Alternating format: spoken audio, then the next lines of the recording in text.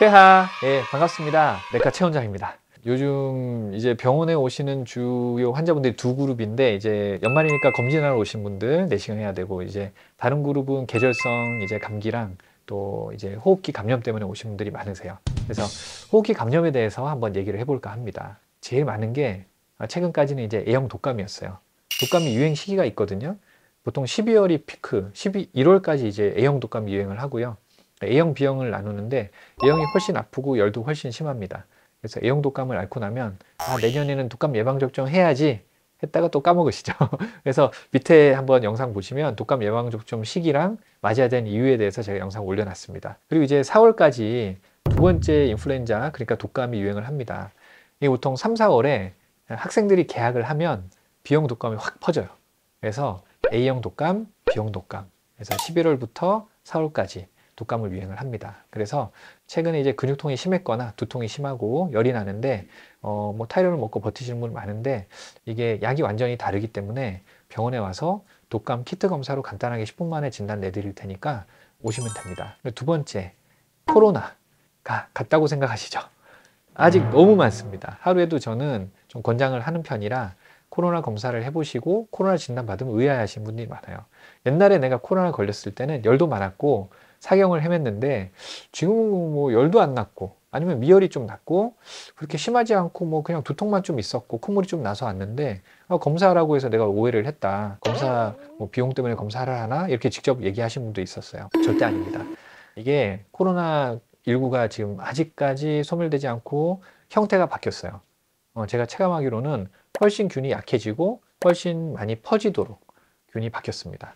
그래서 전염력이 굉장히 강한 약한 균으로 바뀌었습니다. 그래서 꼭 한번은 해보시는 게 좋고 아니면 또 가족들 다 옮으시니까 그래서 이제 열 나는 감기나 열이 안 나더라도 이제 한기가 들거나 근육통이 있을 때는 인플루엔자 A, 독감 A형, 독감 그 다음에 코로나19 아직까지 유행하니까 이 두 가지 검사 꼭 해보시기 바랍니다.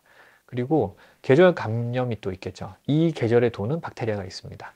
그래서 한 세 가지로 분류를 할 수 있겠죠. 계절성 감염, 그 다음에 코로나19, 그 다음에 인플루엔자 A, 독감 A형 독감. 그래서 이게 해야 되는 이유가 약이 치료법이 달라요. 어떻게 버티면 되는데 고령 환자나 당뇨 환자나 이렇게 면역 취약 계층은 독감으로 엄청 많이 돌아가시거든요. 요새는 마스크도 착용 잘 하시고 해서 사망률이 좀 줄긴 했는데 평년을 보면 매년 2에서 3만 명이 돌아가십니다. 한국에. 이게 코로나19보다 더 많은 숫자가 돌아가신 걸로 저는 기억을 합니다. 코로나19는 새로운 균이라서 우리가 좀 겁먹어서 막 검사도 하고 약도 먹고 했는데 훨씬 더 무서운 병은 저는 인플루엔자라고 봅니다. 독감. 독한 감기가 아닙니다. 그냥 인플루엔자라는 균이 있어요. 코로나19처럼. 이제 한글로 번역을 하다 보니까 독감이 왠지 독한 감기 같아서 저는 감기 안 걸려요 하고 안 맞으신 분들이 있는데 나이가 들면서 이거는 특히 필수로 가을에 맞으셔야 됩니다. 일반 감기나 뭐 이런 것들은 박테리아이기 때문에 여러분들이 잘 알고 계신 항생제로 치료를 합니다. 그리고 어떻게 또 코로나19 때 우리가 항바이러스제는 많이 들어보셨죠? 그래서 인플루엔자나 이런 것들은 항바이러스제로 치료를 합니다. 독감 같은 경우에는 열이 펄펄 끓는데 뭐 해열제도 드리겠지만 박테리아 균이 아닌데 바이러스인데 항생제를 줘봤자 이게 효과가 없는 거예요. 훨씬 더 많은 발열과 고통을 더 긴 기간 앓게 돼 있습니다. 근데 이제 또 진단을 대더라도 어떤 분들은 항바이러스제 또 안 드시려는 분도 있더라고요. 그게 왜 그러냐면 이제 독감 인플루엔자 주사를 맞고 학생이 보호자가 없는 상황에서 창문으로 좀 뛰어내린 경우가 있었죠. 그런 부작용에 대한 뉴스를 하도 대대적으로 이제 뉴스를 내보내가지고 이제 의사들은 의무적으로 그걸 설명을 합니다.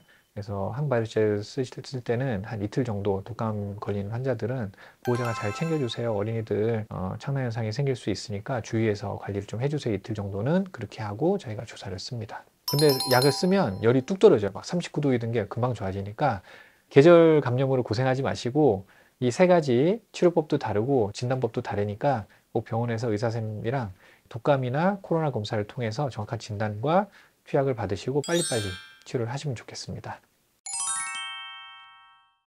계절 감염에 대해서 지금까지 내과 최원장이었습니다. 예, 제발 감기 조심하세요. 구독, 좋아요, 알람 설정 꼭 부탁드립니다. 바이바이.